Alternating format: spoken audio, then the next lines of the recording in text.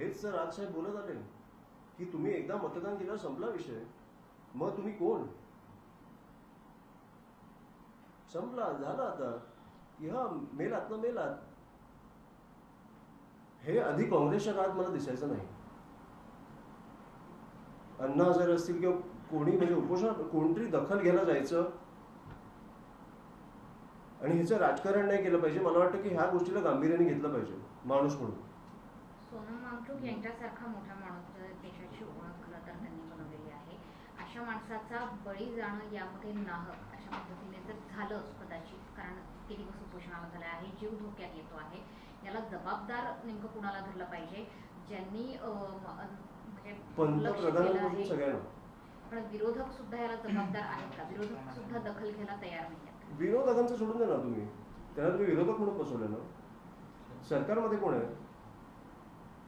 आंदोलन कोणाच्या विरोधात चालू आहे?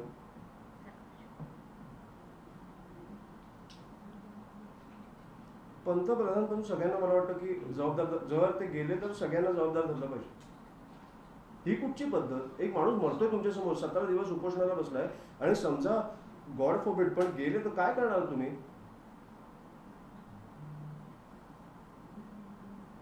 कुठचा निर्लज्जपणा आहे? तुम्ही उतरतच नाहीये, कोण भेटायलाच येत नाहीये. आणि हा कुठचा तुम्ही पायंडा तुम्ही पाडताय की तुम्ही चुका केल्यावर तुम्ही आन्सरेबल नाही आहात? ऑफकोर्स आन्सरेबल आहात. हे अमित साटमपासून सगळ्यांना मी लागू करतो. एक माणूस लोकांच्या मृत्यूवर हसतोय, आपण ते विसर. लोक आपल्याकडे नवीन नवीन गोष्टी येत जातात. मृत्यूवर हसतोय.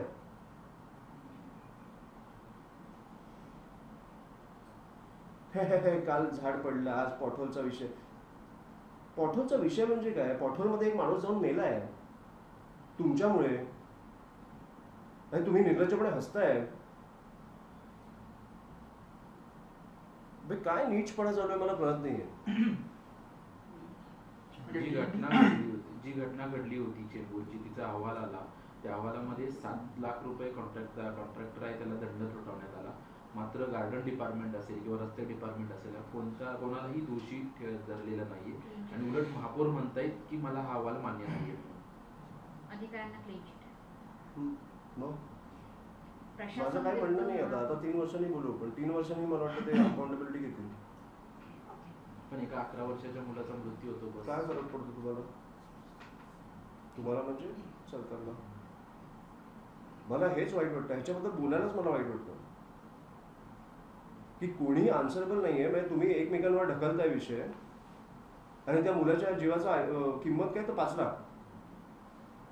5 लाख फॅमिलीला दिलं झालं. अरे पण त्या परिवाराचा मुलगा गेलाय.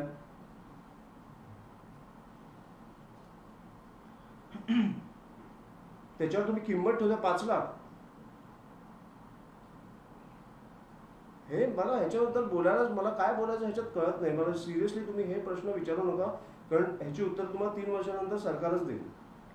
मुंबई महापालिकेत जे सत्तेत आले, ज्यांनी यापूर्वी पण मुंबई महापालिकेच्या निवडणुकीतला सगळा रणसंग्राम आपण बघितला, तेच निवडून आलेले सत्ताधारीच म्हणतात की आम्हाला प्रशासन आमचं ऐकत नाहीये किंवा प्रशासनाचे अहवाल आम्हाला मान्य नाहीये.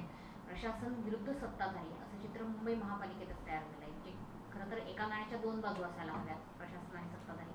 ते दोघं एकमेकांच्या विरोधात किंवा कॉन्ट्राडिक्टरी दिसतात. खूप घाणेरडी सवय लागली आपल्याला प्रशासनाला.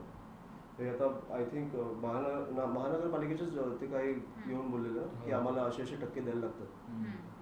काय सवय? कॉन्ट्रॅक्टर 5% इकडे द्यायला लागतं, 10% तिकडे द्यायला लागतं. काय सवय? ही बातमी 1 दिवसाची होती. ही खरं तर किती गांभीर्याने घेतली पाहिजे होती की ऍक्च्युली ते कॉन्ट्रॅक्टर्स मनापासून लोकांसमोर मीडियासमोर येऊन बोलतात की आम्हाला असे पैसे द्यायला लागतात. किती गंभीर बातमी आहे. पण ही आपण 1 दिवस चालवली आणि तुमची पण चूक नाही. मी जेन्युइनली बोलतो. आपल्या इकडे महाराष्ट्रात किंवा मुंबईत असेल, दररोजच्या दररोज एवढ्या घटना घडतायत आणि दुर्दैवी घटना घडतायत की आपल्याकडे पर्यायच नाहीये. आणि मंत्र्यांचं मी तुम्हाला सांगतो हेच झालंय की सोड ना, 3 दिवसांनी विसरतील लोक.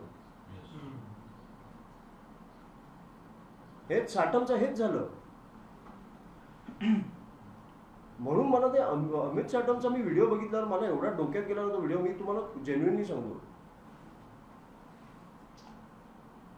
एक माणूस हसतोय, मृत्यूवर हसतोय.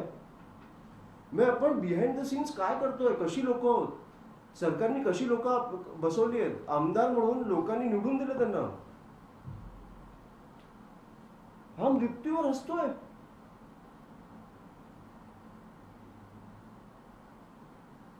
खरंच लाज आहे, लाज, ह्या लोकांवर लाज आहे. ह्याच्यावर तुम्ही डिफेंड करताय स्वतःला, मुख्यमंत्री याच्यावर बोलतायत जेन्युइनली. जर मुख्यमंत्री साहेबांनी ह्याला त्याच दिवशी काढलं असतं ना तर मला अभिमान असता, असा मुख्यमंत्री आपल्या राज्याला मिळाला. सर झाडांचा विषय आहे म्हणून झाडं शेकडो पडली, ऍक्च्युली पाऊस पडला तर डिकॉन्क्रिटायझेशन एक त्यातला मुद्दा होता. पण डिकॉन्क्रिटायझेशन पण कसं, NGTLचा एक नियम आहे की झाडं जी आहेत आपल्याकडे चौथरे बांधतात, छोटे शिवाजी पार्कातली झाडं चौथरे बांधलेले आहेत. 4 बाजू असतात, चारही बाजूनी 1-1 मीटर जागा ही सोडली पाहिजे आणि याची जबाबदारी अर्थात प्रशासनाकडे असते. पण ती आपल्याला कुठेही सोडलेली मिळत नाही, कुठेच नाही. तसं शिवाजी पार्कातली झाडं पण तशीच आहेत. त्याच्यामुळे मध्यंतरी आपल्याला शिवाजी पार्कातली झाडं देखील पडलेली आहेत. कुठेतरी नियम फॉलो होत नाहीये, त्याच्यामुळेच आम्ही मुंबईवर माहिती काढतो कुठे कुठे झाडं पडली आहेत, जिकडे लोकांवर पडले आणि मृत्यू झाले ते दुर्दैवी आहे. पण आम्ही जिकडे जिकडे झाडं पडली आहेत तिकडे त्याच प्रकारची झाडं तिकडे आम्ही लावण्याचा एक प्रकल्प चालू करतो, एक योजना चालू करतोय की तिकडे 30 झाडं परत लागणार, तशीच वाढणार. आणि मला वाटतं की पण हे लोकांनी पण विचार केला पाहिजे ह्याचा की तुमच्या घरासमोर पण सर एक झाड आहे, त्याला लावलेलं आहे, सध्या एक बोर्ड लावलाय, पोस्टर लावलाय की द ट्री मे फॉल. घरासमोरच आहे, दोऱ्याने ते कागद लावला, फक्त कागद. ट्री मे फॉल म्हणजे पुढे कारवाई काहीच नाही, छाटणी झाली नाहीये, त्याच्यासाठी काही प्रिकॉशन्स घेणार की फक्त मग पोस्टर लावलं. कारवाई काय नाही, म्हणजे तुम्ही एक्सपेक्ट का करता कारवाई. आणि आपण मला वाटतं गेले 15 मिनिटं याच्यावरच बोलतो, आन्सरेबलच नाही कोणी, कोणाला प्रश्न विचारायचे. प्रशासनाचं थोडक्यात असं म्हणणं आहे की आम्ही पोस्टर लावतोय की धोकादायक झाडं आहेत त्यांना, मग त्याची जबाबदारी शेवटी मुंबईकरांची किंवा नागरिकांची आहे का की समोर धोकादायक झाड आहे, आम्ही पोस्टर लावलंय काम. मी तुम्हाला एवढंच सांगेन ह्याच्यावर की आपण हे जे आज प्रश्नोत्तर करतोय, लोकांचा राग दिसेपर्यंत हे लोक वटणीवर येणार नाही. मी जेन्युइनली सांगतो तुम्हाला. सोशल मीडियावर तुम्ही एक काहीतरी बघून लाईक केलं, कमेंट करणं हे बंद करा.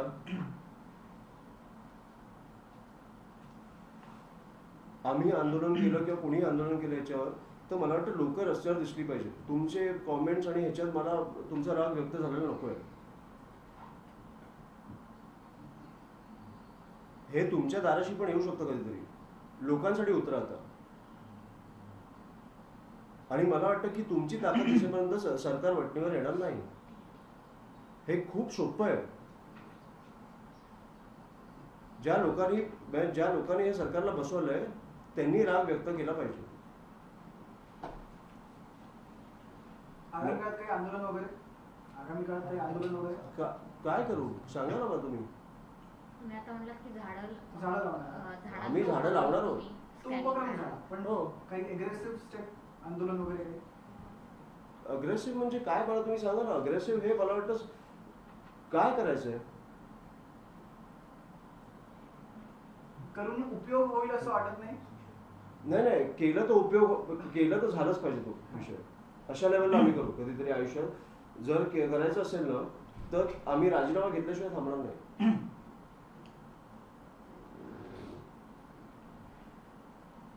शिक्षकांचा पण विषय होता, TET परीक्षेचा पेपर फुटला. 8,000 मध्ये तो पेपर त्या कर्मचाऱ्यांनी विकला. 6 लाख शिक्षक आहेत, आता ते परत वाट बघतात की TET ची परीक्षा कधी होईल. सरकारलाच विचारावं. म्हणजे उत्तर मी काय देऊ. मी तुम्हाला जेन्युइनली सांगतो, आपण तेच बोलतोय. नीच प्रकारचं राजकारण चालू आहे. नीच. आज ठीक आहे आपण प्रश्नोत्तर करायला बसलोय, पण तुम्हाला बाईट घ्यायचं होता, पण नीच प्रकारचं राजकारण चालू आहे. ह्याच्याकडे ना तुमच्याकडे उत्तर आहेत ना माझ्याकडे उत्तर आहेत. मी फक्त विचार करतोय की ह्या सरकारला वटणीवर कसं आणायचं, त्याच्यासाठी आमची तयारी आहे. त्याच्यासाठी तुमचा पाठिंबा मिळेल एवढंच माझी अपेक्षा आहे. कारण आम्ही ऑल आउट जाणार जेव्हा जाणार तेव्हा. ईडी येऊ दे, सीबीआय येऊ दे, काही येऊ दे, पण ह्या नीट लोकांनी उत्तरं दिली पाहिजे. लोकशाही मराठी ऐका, पहा, जागरूक रहा.